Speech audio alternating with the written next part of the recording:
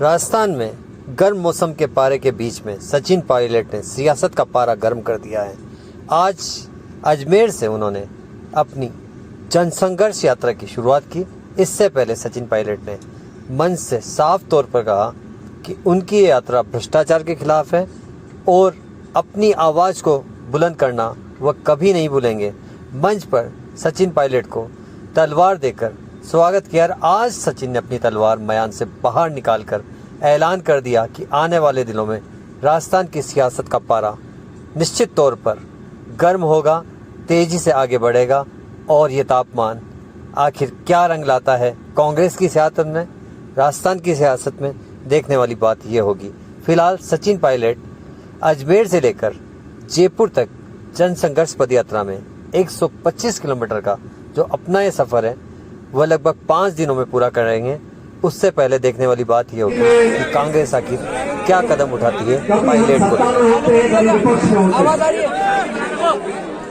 और आप सबने ये भी देखा 2013 में जब चुनाव हुए, हम लोग, हमारी पार्टी, हम सब लोग बुरी तरह हारे और 2013 से लेकर 2018 तक जो समय था वो समय हम सबके विपक्ष में रहने का था। हमने विपक्ष में रहकर जो उस समय के मुख्यमंत्री थी वसुंधरा राजे जी, उनके पास इतना बहुमत था जो आजादी से लेकर अब तक इतना बहुमत किसी के पास नहीं रहा। 200 में से 163 विधायक बीजेपी के हुआ करते थे। उन 5 सालों में कांग्रेस पार्टी का अध्यक्ष बनने का सौभाग्य मुझे प्राप्त हुआ। लगातार 5 सालों तक आप सबके सहयोग के साथ हमने सड़कों पर संघर्ष किया, उस शासन का विरोध किया। उस शासन में जो हमारी सरकार को, सामान्य मुख्यमंत्री जी को मैंने चिट्ठी लिखी, मैंने आवेदन किया उनको।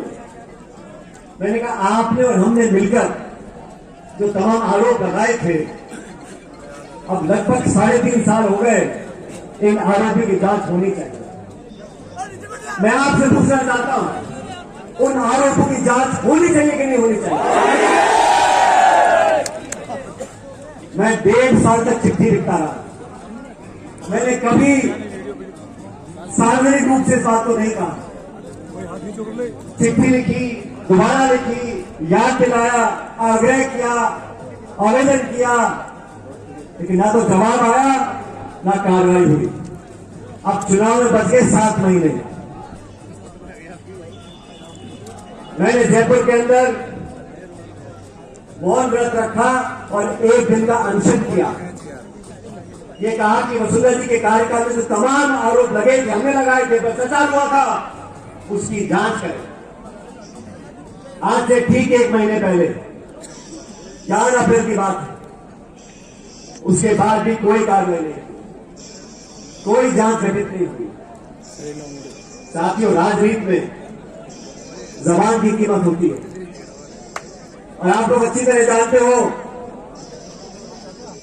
मुझे भी राजनीति में 20-23 साल हो गए।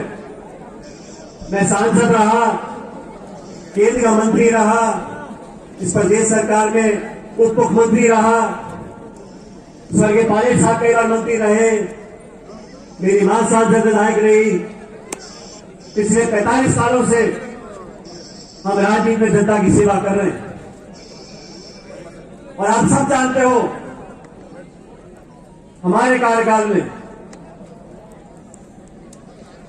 हमारी निष्ठा पर, हमारी ईमानदारी पर हमारे विरोधी भी उंगली नहीं उठा सकते।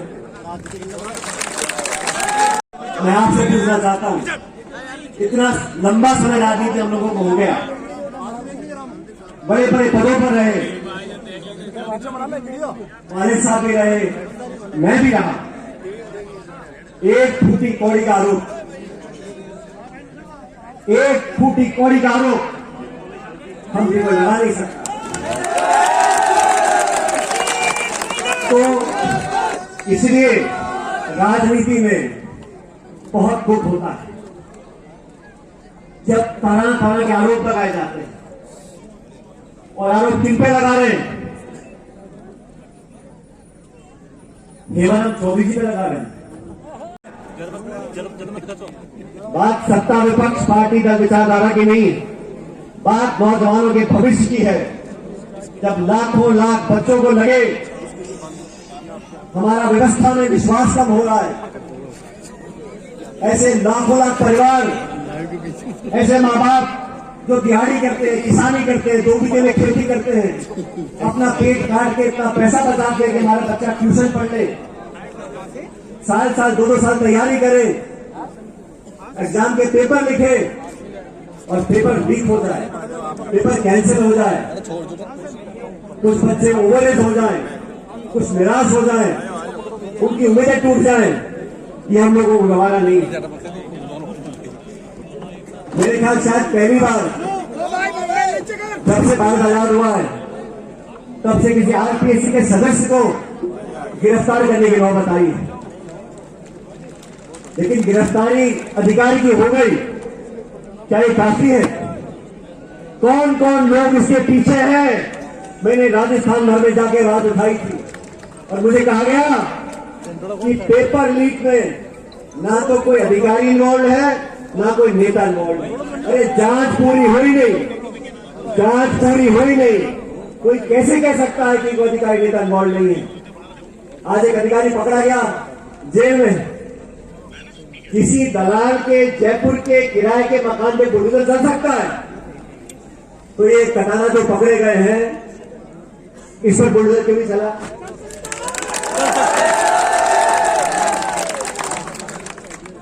अपनी आवाज उठाने के लिए, आपकी आवाज सुनने के लिए, जनता की आवाज बनने के लिए हम लोगों ने यात्रा निकाली है।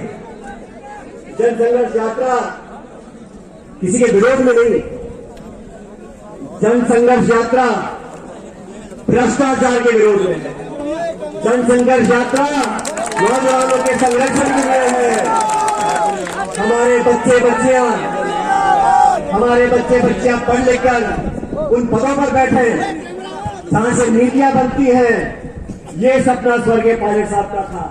किसान का बच्चा, गरीब का बच्चा, मजदूर का बच्चा, दिहाड़ी करने वाला बच्चों, माँ बाप के बच्चे उन पदों पर बैठेंगे जहां से आरपीएससी की नीति बनती है, शिक्षा नीति बनती है, सरकार के नियम कानून बनते हैं।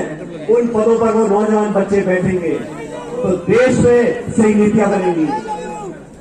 मैं तो साथियों क्योंकि यहाँ आपके बीच खड़ा हूं, मैं आप लोगों से पूछना चाहता हूं, क्या नौजवानों के भविष्य को बेहतर बनाने के लिए हम लोग साथ नहीं आ सकते?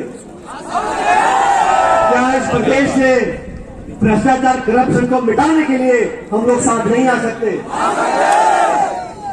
तो मेरे दोस्तों, माताएं बहनें बैठी हैं, मैं जानता हूं रास्ता मुश्किल है, गर्मी का समय है, इस प्रदेश की राजधानी जयपुर यहां से 125 किलोमीटर दूर है। मैं आप लोगों से पूछना चाहता हूं, मेरे साथ इस करारी धूप में इस रास्ते को नापने के लिए आप तैयार हो कि नहीं तैयार? क्या बोला? मुझे आवाज नहीं आई। क्या आप लोग तैयार हो कि नहीं तैयार? दोनों हाथ खड़े करके बताओ, मुट्ठी बंद करके बताना कि आखिरी नारा आसमान को भेद कर जवाब आनी चाहिए जयपुर तक। भारत माता की। धन्यवाद। राम राम साहब।